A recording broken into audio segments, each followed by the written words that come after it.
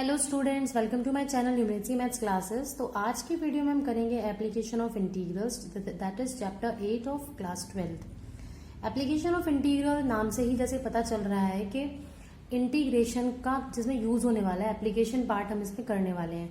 अब मैंने आपको डेफिनेट इंटीग्रल की स्टार्टिंग में बताया था कि हम एरिया फंक्शन को कैसे डिफाइन करते हैं, एरिया फंक्शन की नीड हमें क्यों थी।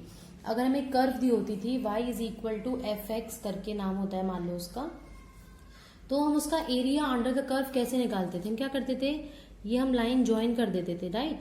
मान लो ये x is equal to A point है और ये x is equal to B point है, मतलब ओरिजिन से लेके यहाँ तक लेंथ a है, ओरिजिन से लेके यहाँ तक लेंथ b है। तो मैंने बोला इस रीजन का मतलब इस कर्व के अंडर का जितना भी एरिया है इसको फाइंड आउट करना है। अब ये कैसे फाइंड आउट करेंगे हम, कोई ट्रेपीजियम नहीं है, रेक्टेंगल नहीं है, स्क्वायर नहीं, बिकॉज एक कर्व आ गई। अगर ये सीधी लाइन होती तो ये रेक्टेंगल या कुछ बन रहा होता तो हम इजीली फाइंड आउट कर सकते थे। अब ये कर्व आ जाने से प्रॉब्लम होगी क्रिएट हमारे लिए। तो हम इस केस में क्या करते थे, मैंने बताया था आपको, हम एक स्ट्रिप ड्रॉ कर लेते हैं। हम उस छोटे से रीजन का पहले एरिया फाइंड आउट करेंगे। ये क्योंकि एक्स एक्सिस की बात हो रही है, ये एक्स एक्सिस है, तो जो ये रीजन है ये बहुत नेग्लिजिबल स्मॉल, बहुत माइनर सा डिस्टेंस होता है, इसलिए मैं इसको dx कहती हूँ। ठीक है, अब ध्यान देना, ये कोई एक आपकी y is equal to f x curve है। अगर यहां से लेके यहां तक, मान लीजिए x, y पॉइंट की बात कर रही हूं मैं, ये पॉइंट x, y है, तो यहां से लेके यहां तक लेंथ अगर x है तो ये लेंथ कितनी हो जाएगी आपकी, y हो जाएगी। ठीक है, ये dx हो गया और ये y हो गया। अब आप ध्यान देना, अगर मैं नेग्लिजिबल स्मॉल लेके चल रही हूँ, वैसे ही कर्व ऐसे है, लेकिन एक पॉइंट पे जाके देखो, एक पॉइंट पे जाके सीधी सी लगेगी। जब हम बहुत कम डिस्टेंस की बात करेंगे तो उस केस में हम इसे रेक्टेंगल अज्यूम कर सकते हैं। तो जो इस रीजन का एरिया आएगा, इस रीजन का जो एरिया आएगा वो होगा हमारा डी ए होगा, क्योंकि मैं dx की हेल्प से निकाल रही हूँ। डी रेक्टेंगल का एरिया क्या होता है, लेंथ इंटू ब्रेथ, यानी कि y इंटू dx हो जाएगा वो। अब मुझे केवल इस रीजन का तो नहीं निकालना था, मैं जिस स्ट्रिप को मूव करूंगी तो लिमिट हमने बताई थी डेफिनेट इंटीग्रल में कैसे करते हैं, a to b limit vary करती है। तो इसका एरिया, टोटल एरिया निकालने के लिए हो जाएगा a इधर, और इंटीग्रेशन हो जाएगा from a to b y dx। तो हम क्या करेंगे, जब भी हमें कोई क्वेश्चन दिया होगा, और ध्यान रखना जो ये y है ये f ऑफ x का फंक्शन है, मतलब x का फंक्शन है, तो यहाँ y की फॉर्म में नहीं छोड़ना है आपको, उसे x की फॉर्म में कन्वर्ट करना है। कोई इक्वेशन होगी वहां से y की वैल्यू निकालेंगे, x की टर्म से यहाँ सब्स्टिट्यूट कर देंगे और x के रिस्पेक्ट में इंटीग्रेट करके a और b की वैल्यू ले लेंगे। अब आप ध्यान से देखेंगे, इसे मैं ये भी लिख सकती हूँ a to b f x d x. ठीक है, और इसका इंटीग्रेशन क्या होता है, ये हमने डेफिनेट इंटीग्रल के इंट्रोडक्शन पार्ट में पढ़ा था, F of B minus F of A. तो जो ये पार्ट आएगा ये होगा हमारा एरिया अंडर दिस कर्व। अब मान लीजिए ये कर्व ऐसे ना होके ऐसे होती सपोज, तो इसमें हम एक्स पे नहीं ड्रॉ कर सकते थे स्ट्रिप। अगर ऐसे रीजन होता, ये रीजन होता, तो एक्स पे स्ट्रिप पे नहीं ड्रॉ कर सकते थे। तो उस केस में हम क्या करते, हम एक वाई रीजन पे स्ट्रिप ड्रॉ करेंगे, ये हो जाएगा उस केस में डी वाई, और ये लाइन हॉरिजॉन्टल लाइन हमने ड्रॉ की है तो ये हो जाएगी हमारी x। इस बार ये x हो गई, तो इस बार रेक्टेंगल का एरिया क्या होगा, x इंटू डी वाई। तो जो टोटल एरिया है, अगर ये मैं वही मान रही हूँ a से b, तो limit is from a to b, और ये हो जाएगा x डी वाई। या फिर कह सकते हो जो ये कर्व है वो x is equal to f of y की फॉर्म में होगी। तो हम x को क्या लिख लेंगे, f of y d y, यानी कि इस टाइप की क्वेश्चन में आप क्या करोगे, y के रिस्पेक्ट में इंटीग्रेट करोगे। अब अगर क्वेश्चन इस तरह का आ गया कि आपको कंफ्यूजन है हम x लें या y लें, तो आप कोई भी ले सकते हैं, आपका आंसर सेम आएगा। अगर हमारा कर्व इस तरह का ना मिलके हमें मिलता सपोज थोड़ा डाउनवर्ड डायरेक्शन में, फॉर एग्जाम्पल कुछ ऐसा होता, ये होता हमारा कर्व, तो एरिया तो मैं इसका ऐसे ही फाइंड आउट कर लेती, ए से बी एक स्ट्रेप ड्रॉ करती, y इंटू डी एक्स करके मैं इसका एरिया फाइंड आउट कर लेती। लेकिन एरिया तो नेगेटिव आता, उस केस में एरिया नेगेटिव होता नहीं है, क्योंकि नीचे आ गया तो नेगेटिव आएगा, एरिया नेगेटिव लेना नहीं। तो उस केस में आपका जो एरिया आता आप उसका क्या कर देते, मॉड कर देते। क्लियर है। अब एक फॉर्मूला है जो इस एक्सरसाइज में बहुत ज्यादा यूज हो रहा है, ऑल्दो आप इस फॉर्मूले को 7.7 एक्सरसाइज में रीड कर चुके हैं, बट स्टिल एक बार हम फिर से पढ़ लेते हैं। Under root A square minus X square D X is equal to होता है x अपॉन 2 इंटू ये as it is root of A square minus X square plus A square upon 2 into sine inverse X upon A plus C. तो ये जो होता है इसका integration का फॉर्मूला होता है, जो इस चैप्टर में बहुत ज्यादा यूज होने वाला है, तो आप इसे ध्यान रखेंगे। और क्या चीजें हैं जो इस चैप्टर में यूज होंगी उसका आप उसका बेसिक देख लीजिए।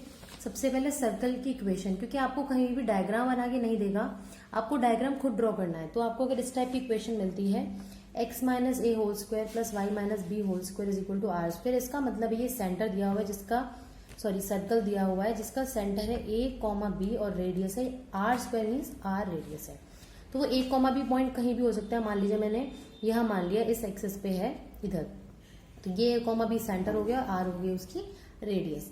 अगर इस टाइप की इक्वेशन मिलेगी x square plus y square is equal to r square, it means ये ए और बी यहाँ इस केस में क्या हो गए हैं, जीरो। तो ये हो गई आपकी ओरिजिन पे, ए बी जीरो जीरो हो गई इसलिए मिला ओरिजिन पे। तो ओरिजिन पे इसका सेंटर हो गया और जीरो से लेके आर तक का जो डिस्टेंस है वो आपकी हो जाएगी इसमें रेडियस। तो इस टाइप के आपको क्वेश्चन मिलेंगे, आपको देखते ही पहचानना है कि क्या डायग्राम हम बनाने वाले हैं। पैराबोला, पैराबोला आपको मिलेगा इसमें 4 टाइप्स के पैराबोला पढ़े थे हमने 11th क्लास में। पहला था y square is equal to 4ax, y square y axis है, ठीक है, 4ax। तो हमसे याद रखने का तरीका ऐसे बताते हैं, ये हिंट होती है, बट ये वाई एक्सिस है, वाई स्क्वायर है, तो ऐसे बनेगा वाई के ऊपर, ओके। बट वैसे इसको अगर लॉजिकली सोचे तो ये होता है 4ax है, x जो यहाँ वैल्यू होगी वो यानी कि इसकी एक्सिस है पैराबोला की। अगर ये पैराबोला की एक्सिस है यानी कि सिमेट्रिक एक्सिस भी बोलते हैं, तो इसके अलॉन्ग सिमेट्री बन रही है। देखो पैराबोला में सिमेट्री आ रही है ना, तो पैराबोला ऐसे बनता है। यही होता है अगर y square is equal to minus 4x, तो नेगेटिव यानी कि लेफ्ट साइड में पैराबोला बनेगा। अगर होता है x square is equal to 4ay, तो अपवर्ड डायरेक्शन में पैराबोला आता है एक्स एक्सिस के ऊपर। और होता अगर x square is equal to minus 4ay, तो डाउनवर्ड डायरेक्शन में एक्स एक्सिस के ऊपर पैराबोला बनेगा। नेक्स्ट एलिप्स भी मिलते हैं आपको इन क्वेश्चंस में। एलिप्स में क्या होता है, x square upon a square plus y square upon b square is equal to 1 दिया हुआ है। तो आप देखेंगे ध्यान से, इसमें जो हमारा ये ए होता है ये लेंथ होता है ओरिजिन से लेके इस पॉइंट तक, जिसे हम सेमी मेजर एक्सिस भी बोलते हैं। और जो ये बी होता है वो ओरिजिन से लेके यहाँ तक का डिस्टेंस होता है बी, जिसे हम सेमी माइनर एक्सिस बोलते हैं। ध्यान रहेगा कि इस सेमी मेजर एक्सिस जो भी होगी वो बड़ी होगी हमेशा, ए हमेशा हम बड़ा ले रहे हैं बी से, ठीक है। अगर x के नीचे a आ गया, बड़ी वाली चीज आ गई, तो यानी कि x एक्सिस के ऊपर फैला हुआ बनेगा। अगर y के नीचे a आ गया तो ऐसा बनेगा, y के ऊपर फैला हुआ बनेगा, ठीक है। इस तरह से एलिप्स मिलता है। आई होप आपको इंट्रोडक्शन पार्ट क्लियर हो गया होगा। अब हम कुछ क्वेश्चंस डिस्कस कर लेते हैं इसके। फर्स्ट क्वेश्चन है, find the area of the region bounded by the curve y square is equal to x। तो ये वाला कर्व आ गया ना, y square is equal to 4ax वाला, ये वाला। तो यानी कि इसका कर्व जो है वो ये वाला बनेगा, y square is equal to x के लिए। तो ये हो गया हमारा y square is equal to x curve bounded by the curve, ये तो हो गया। And the lines x is equal to 1 and x is equal to 4 and the x axis, मान लो ये 0 है, ये 1 है, ये 2 है, ये 3 और ये 4 है। एक्स इज इक्वल टू 1 मतलब यहाँ पे हमें एक्स इज इक्वल टू 1 दे दिया और वाई हमें कुछ भी नहीं दिया है, तो वाई आप कुछ भी ले सकते हो। तो ये लाइन इस तरह से ड्रॉ होती है वाई के पैरेलल। ये लाइन होगी x is equal to 1। Next आपको दिया हुआ x इज इक्वल टू 4, तो वो लाइन हो गई ये वाली, ठीक है। ये लाइन है आपकी x इज इक्वल टू 4।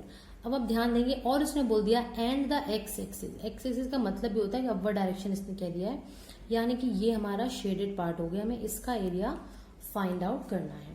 अब आप ध्यान से देखेंगे तो ये x is equal to 1 point था, ये 1 हो गया, ये क्या है 4 हो गया। आपको ये निकालना है, एरिया अंडर द कर्व ये है। अगर आप स्टार्टिंग वाले फिगर से मैच करें तो ये देखो, ये जो फिगर है वो वैसा ही तो बन गया है जिसमें लिमिट हमारी a टू b थी, यानी कि 1 to 4 हमारी लिमिट हो जाएगी 1 to 4 एरिया, ठीक है। और y dx होता है ना कर्व, कर्व क्या है हमारी, ये कर्व है जो y square is equal to x दिया हुआ है, यानी कि y फंक्शन होना चाहिए x का।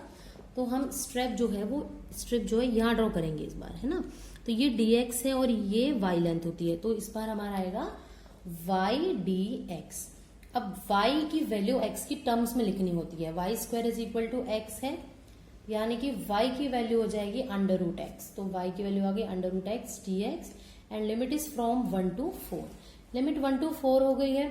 सिंपल जैसे इंटीग्रेशन करते हैं वैसे करेंगे, अंडर रूट एक्स का इंटीग्रेशन होगा, x की पावर हाफ है, तो हम ये वाला फॉर्मूला लगाएंगे, x की पावर n का इंटीग्रेशन होता है x की power n plus 1 upon n plus 1, ठीक है, प्लस c। तो c तो यहाँ आएगा नहीं बिकॉज डेफिनेट इंटीग्रल है। अंडर रूट एक्स की जगह आ जाएगा x की power half plus 1 upon half plus 1 and limit is from 1 to 4। ठीक है, तो ये हो गया हमारा x की पावर 3/2 और ये 3/2 इस तरह से लिख जाएगा। लिमिट कहाँ से कहाँ तक है? 1 से 4 तक। तो upper limit and lower limit हम कर रहे हैं। 4 यहाँ रखेंगे, देखिए 3/2 को मैं बाहर ले लेती हूँ। 4 की पावर 3/2 माइनस 1 की पावर 3/2 ये आ गया है। तो ये 3/2 और 4 को हम क्या लिख सकते हैं? 2 का स्क्वायर लिख सकते हैं और इंटू ऑलरेडी 3/2 था, 2 से 2 हो गया कैंसिल। 1 की पावर कुछ भी हो 1 ही होता है, तो ये हो जाएगा 3/2 इंटू 2 की पावर 3 का था 8, 8 माइनस 1, तो ये हो गया 7, 7 इंटू 3 21। तो आंसर आ गया हमारा 21/2 square units. I hope clear हो गया होगा ये क्वेश्चन सभी को। नेक्स्ट क्वेश्चन डिस्कस करते हैं हम। ये भी एनसीईआरटी का क्वेश्चन है। Find the area of the region in the first quadrant enclosed by the x axis, line x is equal to √3y and the circle x² + y² is equal to 4। ये आ गया, मैंने कि centre पे circle बनेगा हमारा। ठीक है, ये इस तरह से सर्कल बन गया हमारा, जिसकी इक्वेशन है x² + y² is equals to 4। ठीक है, और एक लाइन दे दी हमें x is equal to √3y। देखो लाइन है, आप अगर x is equal to y वाली फॉर्म है, a है कांस्टेंट, कुछ भी आप उसे इग्नोर कर दें, प्लस माइनस कुछ नहीं हो रहा है, ऐसे केस में लाइन हमारी हमेशा सेंटर से पास करती है। आप ऐसे भी चेक कर सकते हैं, इसे अगर नहीं समझ में आता तो x और y की 2-3 वैल्यू चेक कर लेंगे। मैंने y को 0 रखा तो 0 इंटू √3 0, x भी 0 आ गया। y को 1 रखा तो 1 इंटू √3 यानी कि 1.732, ये कुछ वैल्यू आ गई। तो 0,0 यानी कि यहाँ तो आएगा ही ना, एटलीस्ट 1 पे कहीं यहाँ वैल्यू आएगी, यानी कि कुछ ऐसे ये लाइन जाएगी, जिसकी इक्वेशन थी x is equal to √3y। And उसने बोला है फर्स्ट क्वाड्रेंट, इन सभी से एनक्लोज है एरिया, फर्स्ट क्वाड्रेंट का है, तो कौन सा एरिया हो जाएगा बताइए? यानी कि हमारा शेडेड रीजन जो है वो ये हो जाएगा फर्स्ट क्वाड्रेंट में, और इन दोनों कर्व के बीच वाला रीजन। अब ये रीजन अब अगर आप ध्यान से देखेंगे तो ये जो रीजन है वो एक कर्व के अंडर नहीं आ रहा है। ध्यान से देखना, यहाँ तक का जो रीजन है, यहाँ तक का जो रीजन है, अगर मैं इसको नाम दूं OABC, तो जो OAB तक का रीजन है वो एक ट्राइंगल बन रहा है, और जो ABC का रीजन है वो एक कर्व के अंडर आ रहा है। यानी कि जो हम एरिया फाइंड आउट करना चाह रहे हैं OACB का, वो इन दोनों को ऐड करके आएगा। सबसे पहली बात तो ये समझ में आ गई है, तो हम लिख लेंगे area of OACB is area of OAB plus area of ABC curve.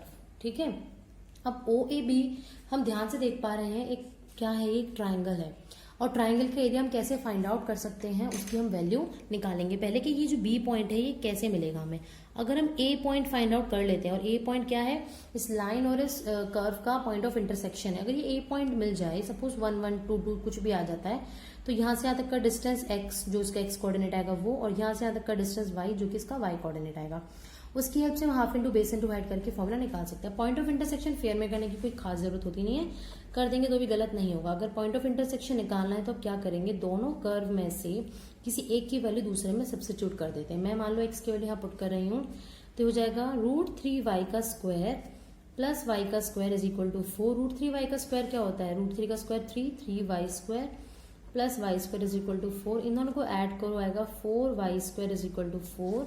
It means y² की वैल्यू आ गई 4/4 विच इज 1। तो y की वैल्यू आ जाएगी +-1। अब +-1 आ जाएगी, बहुत अच्छी बात है, लेकिन ये जो -1 है वो तो ये कट वाला पॉइंट मिलेगा ना, मुझे तो सिर्फ a चाहिए था। तो हम लिख देंगे कोऑर्डिनेट्स ऑफ a, है ना, इसको 1 इक्वेशन नाम दे देते हैं। y कोऑर्डिनेट हमने 1 लिखा है, तो x की वैल्यू क्या होगी, √3 इंटू वाई था तो √3 इंटू 1, यानी कि √3, 1 कोऑर्डिनेट्स हो गए हैं। इट मीन्स जो O से लेके B तक का डिस्टेंस था वो हो जाएगा √3, क्योंकि ये जो पॉइंट है ये है √3, 1, और ये वाला डिस्टेंस हो जाएगा आपका 1। इट मीन्स आपका जो एरिया है ऑफ ट्राइंगल OAB वो क्या आ जाएगा, हाफ इंटू बेस, बेस यानी कि OB इंटू हाइट, हाइट यानी कि AB, तो हाफ इंटू √3 इंटू 1 यानी कि √3/2 स्क्वायर यूनिट्स। तो ये तो आ गया ट्राइंगल का एरिया। अब हमें फाइंड आउट करना है कर्व एरिया ऑफ ABCB भी कह सकते हैं आप इसे, क्योंकि पूरा कर्व है, या ABCB लिख देंगे तो भी गलत नहीं होगा। इसका एरिया आप ध्यान देंगे, यहां से यहां तक का डिस्टेंस √3 था, मतलब जो B पॉइंट है वो x इज इक्वल टू √3 था, और ये पॉइंट क्योंकि रेडियस है तो x² plus y² is equal to R² हम पढ़ते हैं ना 2 का स्क्वायर, यानी कि जो ये पॉइंट है वो 2 होगा। तो अब जो आप अंडर द कर्व वाला एरिया देख रहे हैं वो सिर्फ इतना है, यानी कि √3 से 2 तक लिमिट जाएगी इसकी, √3 से 2 तक एंड y dx अगेन।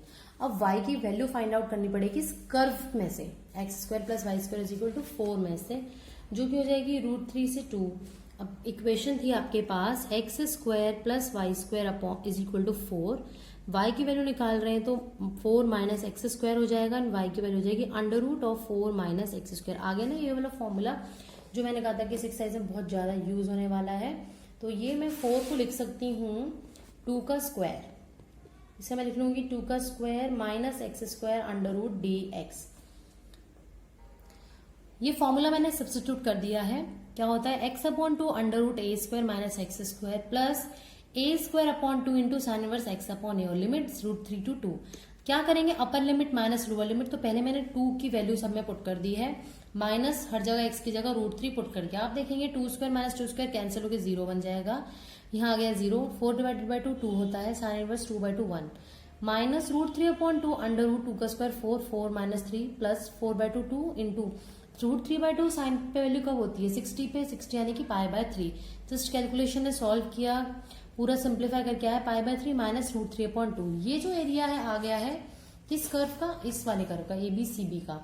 यानी कि अगर मैं इक्वेशन 2 और 3 को अगर मैं 1 में पुट करके ऐड कर दूं तो मुझे फाइनली जो कर्व निकालना था उसका आंसर मिल जाएगा।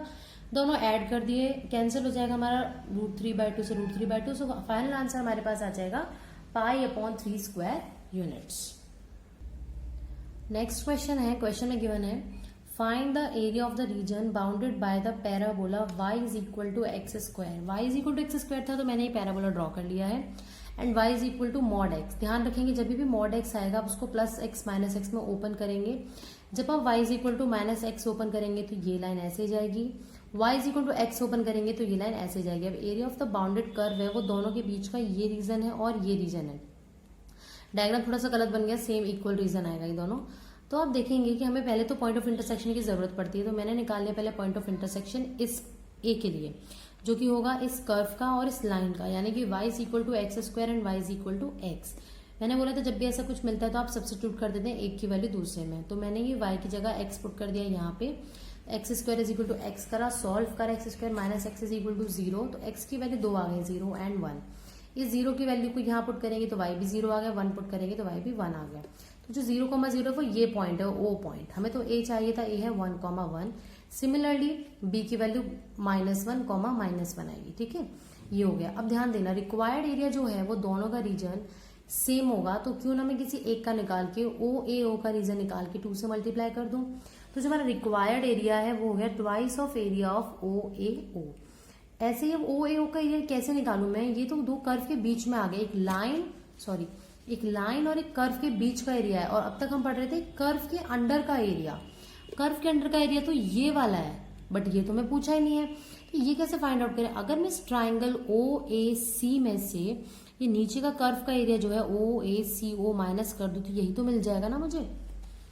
तो हम यही करने वाले हैं, एरिया ऑफ OAO निकालना है हमें, जो कि आएगा area of triangle OAC minus area of OACO करके। अब जो ये ट्राइंगल OAC है उसका एरिया कैसे आ जाएगा, हाफ इंटू बेस 1 है और हाइट भी क्या है 1 है। और OACO का एरिया कैसे आएगा, एरिया अंडर द कर्व, ये पॉइंट होगा क्योंकि यहाँ से तक का 1 लेंथ है तो ये 1 हो गया, लिमिट इज फ्रॉम 0 to 1। और तो बहुत ईजी क्वेश्चन हो गया है, तो इसको फटाफट से सॉल्व कर लेते हैं। ये हो जाएगा हमारा एरिया ऑफ ट्राइंगल OAC होगा हाफ इंटू बेस यानी कि OC इंटू हाइट यानी कि AC minus limit is from 0 to 1 y dx। अब देखो आगे सॉल्व करते हैं, OC की वैल्यू है 1, half into 1 into 1 minus limit is from 0 to 1। Equation थी y = x², तो यहाँ जाएगा x² dx, ये सॉल्व होके 1/2 बचेगा माइनस x स्क्वायर का इंटीग्रेशन होता है x³ / 3 limit is from 0 to 1। ठीक है, अब इसे आगे सॉल्व करेंगे तो हो जाएगा 1/2 माइनस 1 की वैल्यू पुट करेंगे 1/3 हो जाएगी, माइनस 0 की पुट करेंगे तो 0/3 हो जाएगी, विच इज 1/2 माइनस 1/3। इसे जब सॉल्व करेंगे 3 2 6 तो वैल्यू आएगी 1/6। वैल्यू आ गई है इसकी 1/6। और ये वैल्यू किसकी आई थी, सिर्फ OAO रीजन की, इसकी दोनों का फाइंड आउट करना है तो हमें 2 से मल्टीप्लाई करना पड़ेगा। देयरफॉर हम लिख लेंगे हमारा जो रिक्वायर्ड एरिया है वो कितना आ जाएगा 2 into this 1/6 which is 1/3 square units. I hope आपको क्वेश्चन क्लियर हो गए होंगे। इसी तरह से क्वेश्चंस करने हैं। अंडर द कर्व रीजन आएगा तो डायरेक्टली लिमिट लगा देंगे। अगर दो कर्व के बीच में आएगा तो हमें upper curve minus lower curve करना होता है। अब ध्यान से देखेंगे तो इस केस में अपर कर्व की आपकी लाइन, तो हमने लाइन वाली एरिया को माइनस लोअर कर्व से माइनस कर दिया है। ठीक है, तो इसी तरह से क्वेश्चन अटेम्प्ट करने आपको अगर कोई प्रॉब्लम होती है तो आप उसको कमेंट सेक्शन में कमेंट करके जरूर पूछिए। मिलते हैं नेक्स्ट वीडियो में नेक्स्ट चैप्टर के साथ। तब तक keep watching and bye bye.